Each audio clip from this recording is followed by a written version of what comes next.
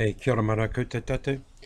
Okay, so carrying on with one of the discussions that's going on by email, we've got a lot of email on it actually, and it kind of it's taken me by surprise a little bit. Just to give some background, you're with Peter Cleve, but to give some background on the radio, I've been talking about the Manawatu Whananui growth study, and here I am doing another clothesline video, and hope to show you some of the things we've been doing in the garden here, and we've got our clothesline in the background. But okay, the Manawatu Whananui growth study is quite good. It's quite interesting, and there's a lot of it. There's a whole set of possibilities, one of which is Manuka Honey. This is a growth opportunity as perceived by the Ministry for Primary Industries. All right, so far so good. Manuka Honey and tourism are pretty well at the top of the list, and you work your way down until you get to I guess the obscure things like call centres and developing food HQ, which again is interesting because we've got a downgrading really, I think, of the so-called knowledge industry over 15 years, so that now we're not talking about that at the top, but we're talking about these entities of tourism and Manuka Honey. Okay, having read it pretty thoroughly, and just as a sort of journeyman's exercise, I suppose, for the radio, and without trying to be any kind of expert whatsoever on any of these topics, because there's 8 or 9 of them, and they're very complex. Well, there's actually 10 or 11 of them when you come down to call centres and things. But we are being sold something here. We're being sold something here by these councils, and we do have to try and come to terms with it, whether we're experts or whether we're just like me, people who happen to be finding their way through a 200-page book with a lot of good photos and a lot of good facts. It's a pretty good book. I don't agree with a lot of it, but it's pretty good. It's very good to have. Manuka Honey. 2 ideas stand out. One is that there is plenty of surplus land here in the Manawatu and in the Whananui areas for this to happen on. And on the face of it, that's correct. Yeah, that's fine.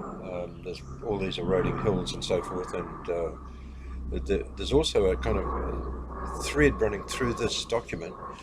Said thread being underutilised Maori land, and it's a bit of a curious one. I find it awkward working on Niue Station to kind of come to terms with it, and they've got a section on it. Why is it awkward? Well, the book answers that itself, because it says that there are several reasons why you should do this, taking about a paragraph, I suppose, with bullet points. And then there's a whole page full of bullet points about why you shouldn't do it. That is, why not? Why not use underutilised Māori land? Kia ora. Hola, Aleida. ¿Cómo estás? Very good, very good. Ah, muy bien, muy Muy bien. bien, muy bien. Yeah. And come and say hello to all our listeners Hey! and viewers, especially to Catherine. Big shout out to Catherine. Big shout out to Catherine. All right. Okay, so what we're talking about now is Manuka Honey, and we have a situation where we do have, as I say, the land there. The difficulty is that coming back to the why nots of underutilised Māori land, that it's awkward, it's difficult to get to. Other things that have been striking me as I've sort of been doing the research on Manuka Honey, and I'm doing this particular segment because someone's been writing to me, and thanks for that, by the way, is first of all the bees. The bees don't actually like Manuka Honey, according to one chap that I saw talking, one learned gentleman who was very good. I won't cite him, but because I don't want to again come across as the great expert. But let's say that's true, that bees don't always go for Manuka. So that means that you've got this mix of things that the bees eat. So you've got this mix of potency, really, of the honey, with its quotients that are necessary for it to be good for people's bodies. Okay, so that's the first point. The second point is that, well, to go with that first point, you need to create plantations so that the bees don't actually have a choice, poor beggars, that they have to eat Manuka. They can't have Manuka or gorse or something, some other goodness, God knows what else they could eat. But they can't, you have to have a plantation, and evidently there's 500 or so meters that a bee will move around in, and they have to stay in this plantation, you see. So the next question is, how are we going to establish plantations here in the Manawatu? Because you're talking about a solid 5-year process, from what I can gather, and you'd have to be talking about pretty extensive reforestation. You'd have to have people going out there and planting systematically Manuka. You couldn't just randomly distribute it because of what I just said, that you've got to have consistent Manuka for these bees to feast on. So I see that as an issue. I think that makes things pretty jolly difficult. The other thing is that bees don't like exposed situations.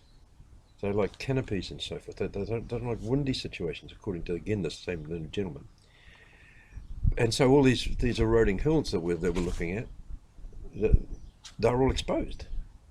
So are bees going to want to go there, or are they going to want to hug the riverbanks and sheltered areas? Well, I think they're going to do the latter. So just looking at that, I think there's a whole lot of issues that start. And the other thing is just the quality of the Manuka. We can't assume that because Manuka actually exists in a given place, that this is going to be good for producing Manuka honey, because you've got to have a certain Manuka quotient. You've got to have a certain quotient of the precursor. It's not actually the nectar itself, it's a precursor of the nectar. So all of these things are very difficult, and I'm not sure that even in this document, which is a pretty solid document, and a good, as I say, a good document, I'm not sure that we're up to speed with this. I think we've got to have proper nurseries. We've got to have proper, which are growing the plants. I think we've got to have proper afforestation projects, and I think we've got to have proper plans for sheltered areas. So I just leave that there for them. And thank you very much to the person writing to me about this. And again, I refer you to the relevant people, and just type in Manuka plants in Google, and you'll get some really good information and excellent. But to answer your questions, that's how I see it. I don't think this is as simple as it looks. Having said all that, the money is there. The literature on the returns from Manuka honey is, and this is well cited in the Manawatu Whananui growth study, returns from beef and sheep and so forth on hill country and Manuka honey. Yeah, it seems to be a bit of a no-brainer that the Manuka honey seems to be the best. So there you go. Kia ora mara koutou, and great to see you later. Hey!